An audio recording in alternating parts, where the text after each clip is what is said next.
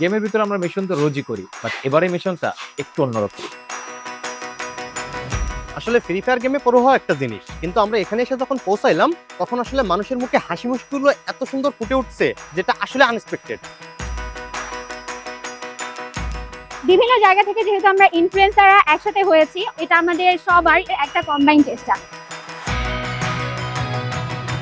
আমরা mission complete করছি treasure heart একটা মিশনের মাধ্যমে, তো সেইগুলোকে বর্তমানে ইফতারে পরিণত করা হয়েছে।